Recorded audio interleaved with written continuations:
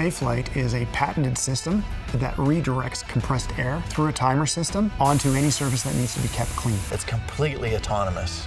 So once they turn on the key, the lights are on, they're driving, they can rest assured that people can see them. Keeps your drivers safer, it keeps them in the truck. If there's one less dangerous thing I have to do each day, it would make my parents happier, my girlfriend happier. There's an extra thing to bring me home at the end of the day. So we hold the Canadian and the US patent for the system. We have the ability to maintain clean surfaces on a vehicle so long as we're using a compressed air redirection system. At an OEM level, it's like anything. You incorporate it into original design, and it's easy.